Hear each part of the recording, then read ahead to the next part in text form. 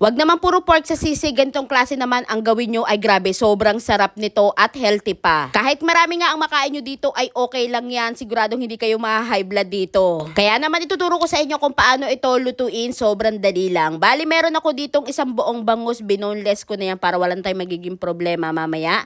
Tapos ipapadry lang natin ito, tapos maglalagay lang ako dito ng kaunting asin at paminta. Ikalat lang ng maigi yung asin at paminta para malagyan lahat. Tapos nagpainit na nga rin pala ako ng mantika sa kawali at ipiprito naman natin ito.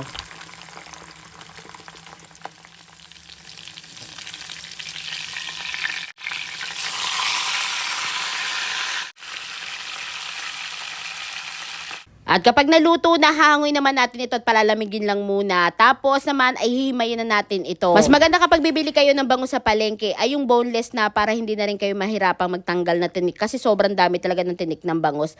So ayan, hinimay-himay ko na siya ng ganyan. So ititira lang natin dito yung pinakambalat niya at hiwalay natin yung laman. Dito sa pinagprituhan ng bangus, tinanggal ko lang yung mantika niya. Naglagay ako ng kaunting margarine at igigisa lang natin itong sibuyas. Tapos yung hinimay natin bangus kanina ay ilalagay na rin natin. Tapos ayan, sangko-sangko siya lang natin ng kaunti. Tapos maglalagay na ako dito ng mga pampalasa. Naglagay ako ng kaunting toyo lang, mga 1 kutsara, kaunting paminta, 2 peraso ng kalamansi, tapos 1 kutsara ng liver spread. Tapos ayan, mix-mix lang natin ito ng maigi. Hindi naman natin ito kailangan pakalutuin ng todo kasi luto naman na yung isda.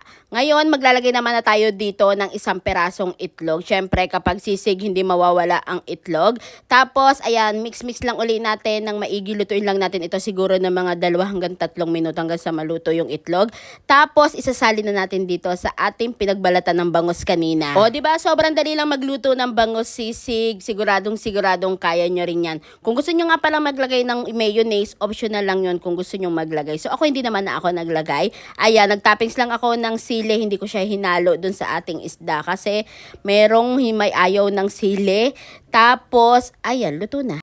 Siyempre, titikman na natin yung ginawa nating bangus sisig. So, boneless na yung bangus natin kaya wala nang tinik yan. Grabe, sobrang bango at gutom na talaga ako. Ayan. Siyempre, tikman natin.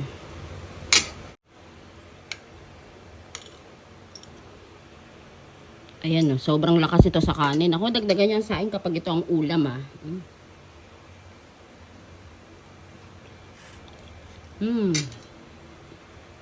Grabe, oh. Sobrang sarap. Sakto-sakto lang yung alat.